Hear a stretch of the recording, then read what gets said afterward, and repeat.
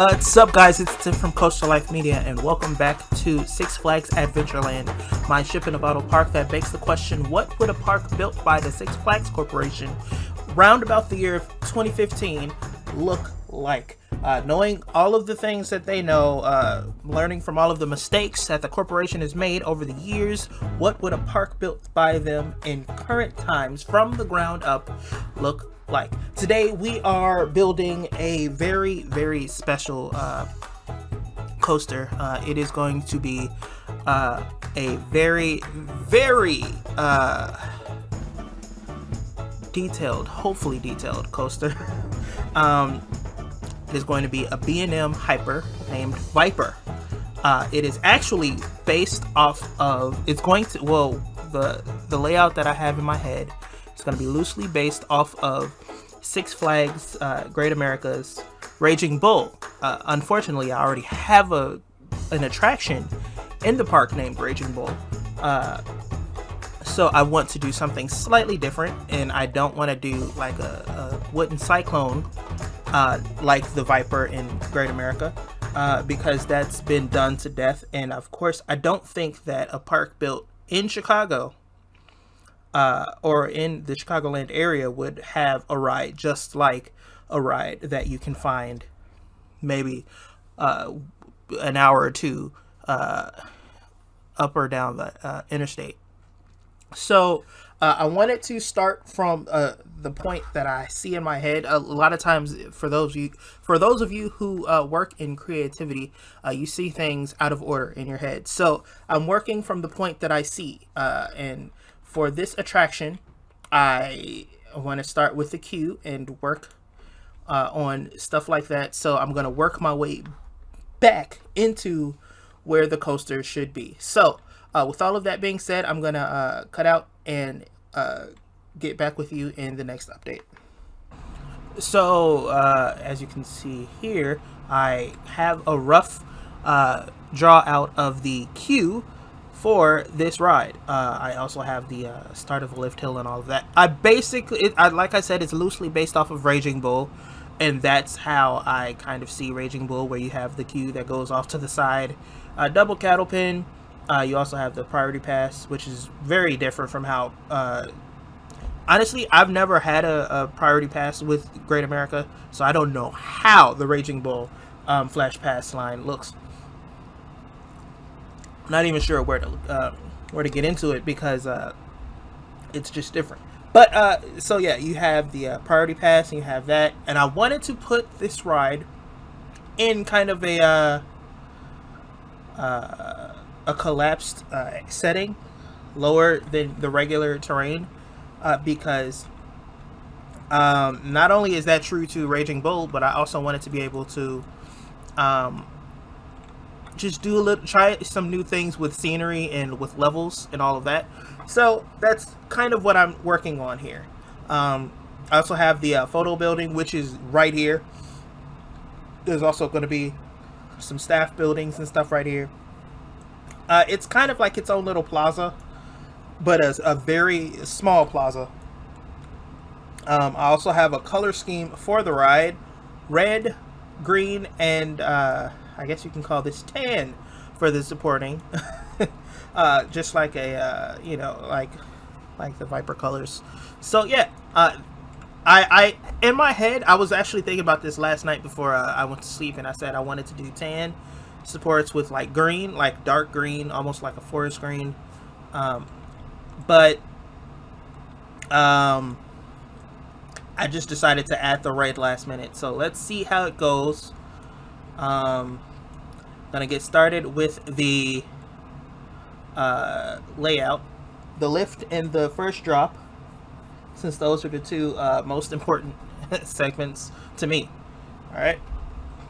So I have done, I have completed the layout for the coaster. It is not unlike anything I've seen, but I've taken the time to make sure that not only does it function within reality, but the brakes work perfectly, to where the chain lift gives you enough time for the train in front of you to make it at least halfway past the layout over the mid-course brake run, so that there are no delays. So this can easily run 2, maybe even 3 trains, but I only have it running 2.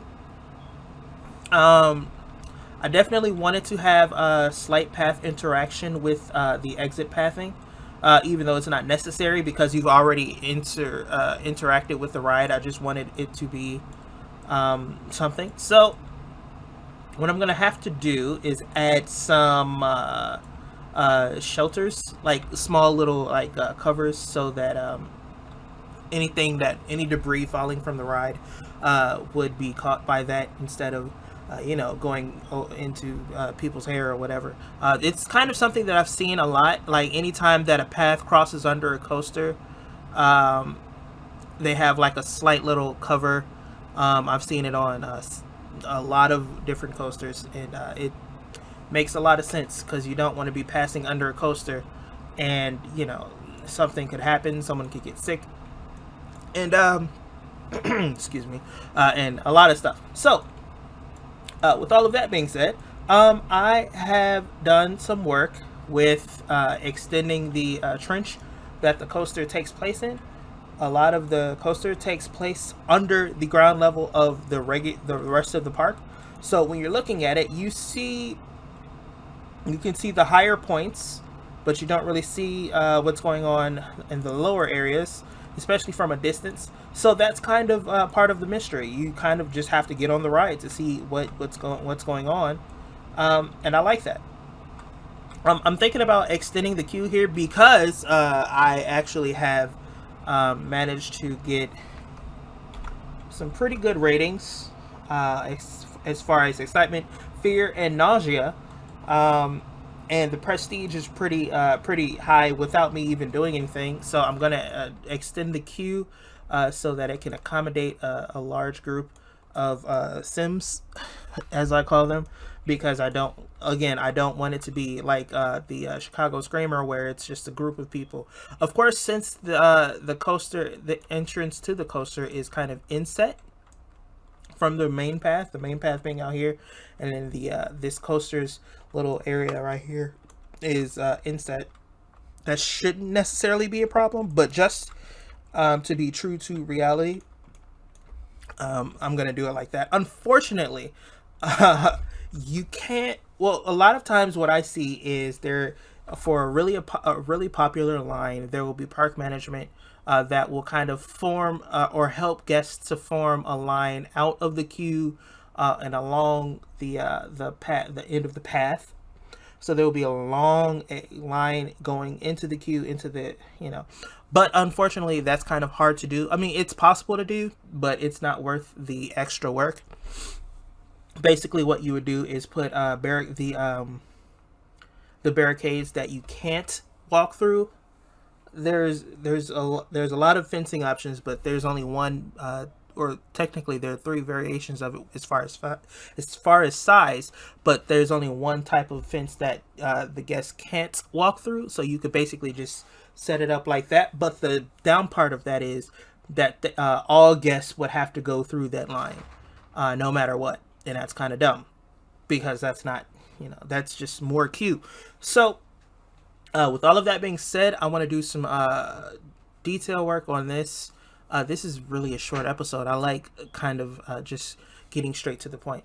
I'm going to do some detailing work on the queue area, add some lighting to the queue and a cover, and I will check back with you in a moment. So here we go. There is a little bit that I've done so far. I've created the staff building and did some fencing work, added some trees and such. There's also some a path cover with the queue fencing all the way down, and I've added some lighting. So here's the thing. Even though this video was only about 10 minutes in your time, for me it's taken me the amount of time to watch both Annabelle and The Conjuring. In case you haven't been able to guess, I am actually watching the Conjuring cinematic universe in order. I've been able to watch The Nun Annabelle creation, Annabelle, and now I am actually in the middle, actually towards the end of The Conjuring. So, before I move on to the next movie, I'm gonna have to go ahead and call it here. As yes, I do have a lot of work to do, but I do want to be able to do it in a time where I am not friggin' exhausted. It's taken me a few hours to go ahead and get through this, so I want to go ahead and take a break. But first of all, I'd like to. But before I take a break, I'd like to say this. For those of you who have not considered doing so or have not done so already, I would love to invite you to subscribe to this channel, as not only does it help out the channel against the YouTube algorithm, it's really an encouragement to me to make more content. I'd also like to encourage you to share videos with your friends. Like the videos. If you do like the videos, like them within the YouTube app as well. I greatly appreciate it. I have really been enjoying working within this series. It's been a lot of hours being poured into this park. If I can go ahead and back up all the way so you can see what we've done so far. This is a lot. This is a lot of work. I love showing off the map expansion. I think back to the beginning of this series, and the map was so small, and it's been so much that has taken place. We still have a lot of work to do. A lot of empty spaces, a lot of buildings that need to be built, a few rides, like flat rides that need to be built. Maybe one last coaster. I know I've said that I'm considering putting a junior coaster or something small within here, but if not, I feel as though we've done enough. We have enough coasters. So I mean, we got 1, 2, 3, 4, 5, 6, 7, 8 coasters in this park. I honestly believe that's more than a lot. Great America has, I believe, 7 or 8. So we're about on par. We're not at Magic Mountain level, but you know, we're not at junior local amusement park level either. We're a bit above that, so I'm so glad of what we've done. But again, as far as the Viper is concerned, what you guys have to look forward to, we have to do a lot more detailing and foliage work. We obviously have to do a station, and more fencing and lighting, and completion of these buildings. With all of that being said, my name is Tim from Coastal Life Media. I'd like to thank you so much for joining me and invite you to meet me here in the next video. Bye-bye.